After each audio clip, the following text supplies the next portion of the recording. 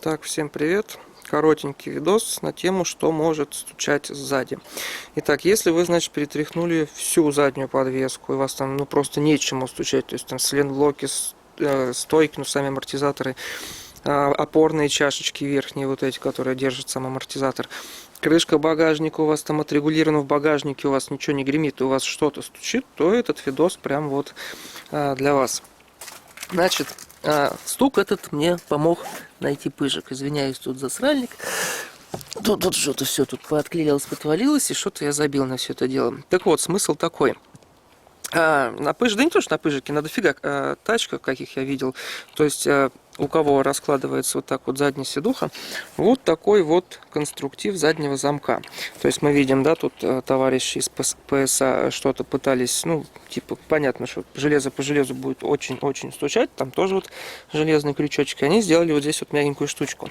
И, в принципе, когда сидушка закрыта вот так вот, она, в принципе-то и нормально прилегает, то есть ей тут некуда стучать.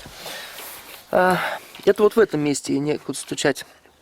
А вот в этом месте, внизу, у нас идет, значит, ну, вот здесь вот каркас металлический, штырь такой вот отсюда. И вот здесь вот в кузове, значит, кузов такой тоненький кусочек железа. Там стоит втулочка пластиковая. Так вот, то есть я в пыжике, когда сделал шумку, то есть я еду, не пойму, думаю, что сзади стучит. Причем он стук немножко не попадает в такт ямкам-кочкам. То есть машина, к примеру, там на кочке подскочила, уже начинает как-то вот назад идти, и он потом бум-бум, то есть может стукнуть, может не стукнуть. Я тоже там все перетряхнул, думаю, да что ж за хрень такая. Пока не прокатился на заднем сиденье. То есть я когда сел, не помню, думаю, что-то прям вот под жопой стучит. Так вот, значит, вот в этом месте, сейчас я вам так покажу, то есть вот здесь вот я буду брать вот так вот рукой и чуть-чуть качать. Ну, должно быть вам слышно. То есть вот здесь вот отлично все, в этом месте, там прям офигенно конструктив такой. На двух, одна гайка и один болтик, по-моему, на 17 или на 16. А вот в этих местах, ну, слышите, да?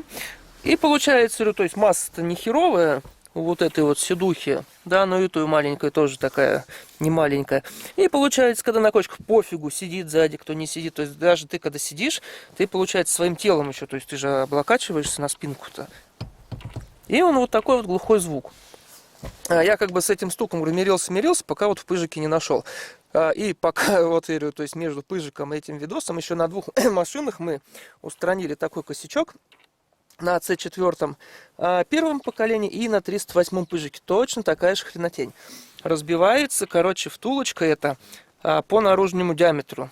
То есть она изначально там, скажу себе, так себе там диаметр подогнанный.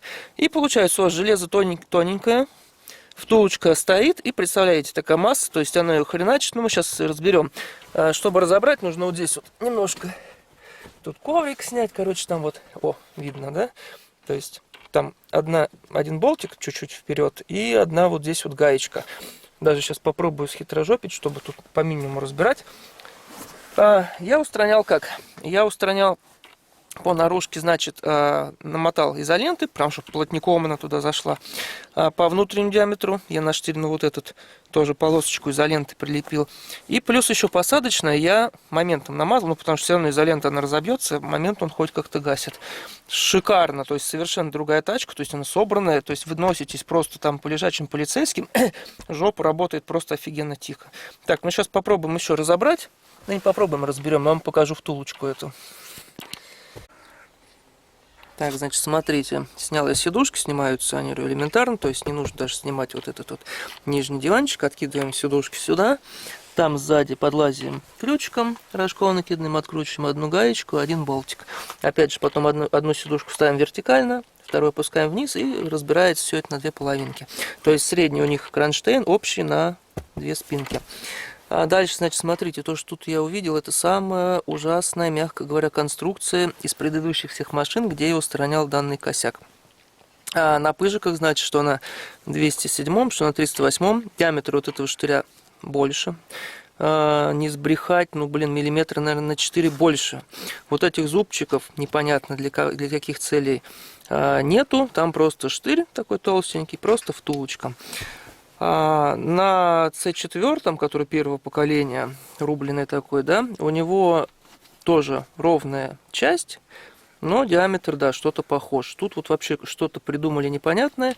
И вот смотрите, давайте вот так поближе, как все это дело у нас болтается. То есть она стоит где-то на вот таком расстоянии.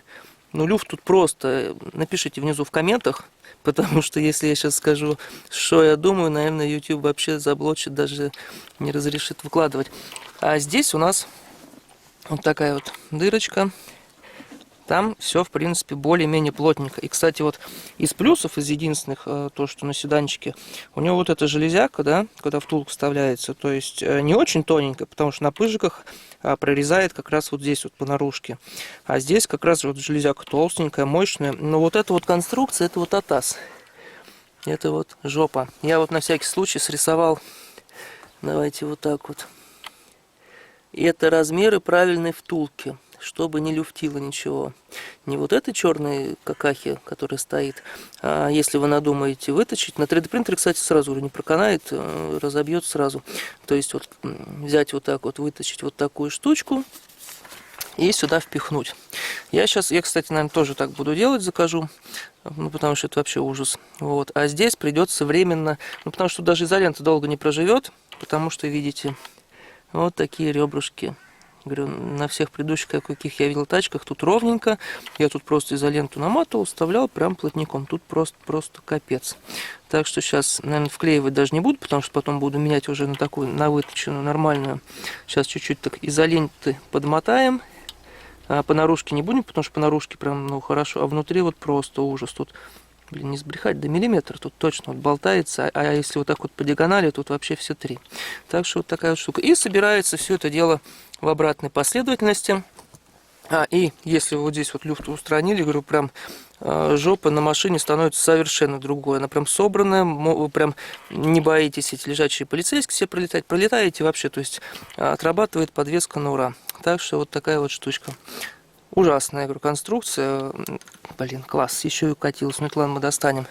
То есть из всех Ситроенов это самое непонятное. То есть нафига вот эту вот елочку сделали? Если кто будет смотреть с инженеров ПСА, вы мне скажите, нахрена вы вот это вот сделали, чтобы разбивала втулку быстрее?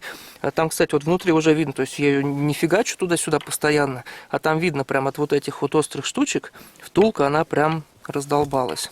Так что вот так вот. Следующий видос, если YouTube у нас будет живой, будем тут же смотреть. Ну, а если заблочит, то либо в телеге, либо в ВКшке. Я заранее предупрежу. Кто еще не подписан на телегу, подписывайтесь. Внизу будет ссылочка на канал. Так, всем пока.